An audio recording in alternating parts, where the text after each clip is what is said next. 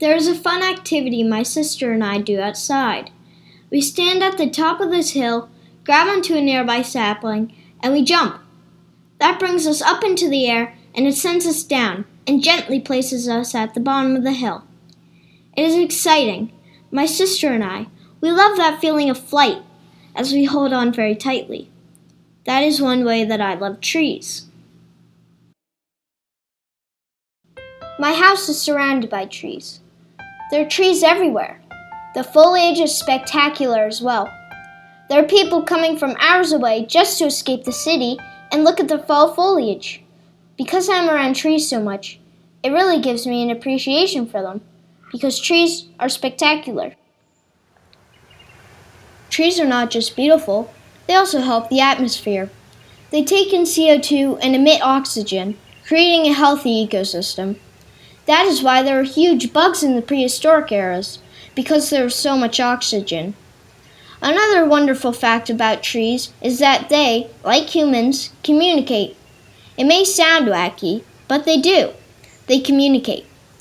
In forests, a huge fungi network is formed, connecting the roots of the trees. Big trees can share their nutrients to young saplings. If an invasive bug is attacking a tree, it will send away all its nutrients and chemicals needed to fight away the invasive species. So, one tree can save an entire forest. And one last cool fact. I got this from the Mother Nature Network, or MNN.com. Quote, adding one tree to an open pasture can increase its bird biodiversity from almost 0 species to as high as 80.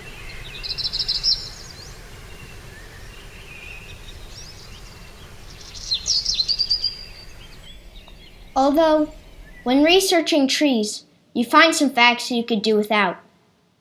When we cut down trees, we are releasing all the carbon that tree spent its entire life storing.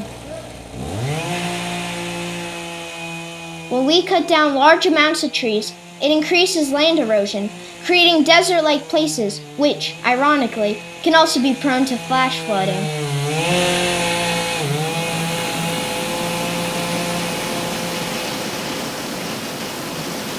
Animals are losing their habitat, and they are sadly dying of hunger. So, while it may help us in the short term to cut down all these trees, that is, it is not helping anyone or anything in the long run.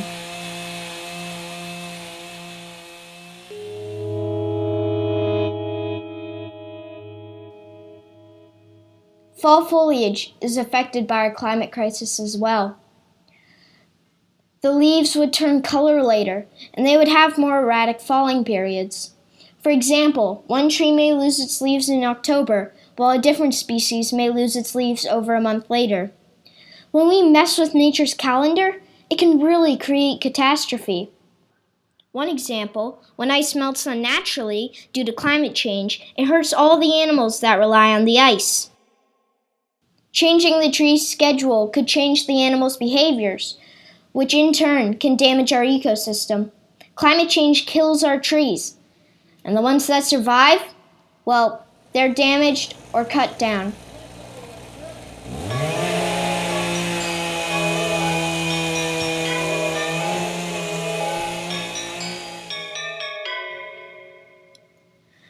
It seems like there's no hope. It seems like our trees are bound to die. But trees are like humans. We all die someday, but that doesn't mean that we can't live healthily. We can plant trees in places where they are needed. We can donate to organizations that plant mass amounts of trees. We can save large areas of forest. Doing all this makes sure we don't kill our trees. Also, when we take these measures, we decrease the amount of carbon dioxide because trees absorb CO2. So, I hope you learned how trees affect our environment and how we are affecting the trees. Our tree crisis is something that should not be ignored. We need to plant trees, not cut them down. When our trees cease to live, then the environment is also being killed. If we decrease the amount of trees being cut down, and we plant trees as soon as possible, we can see results. I'm not saying that if we do this, we will be saved immediately, but we will see positive results over the long run.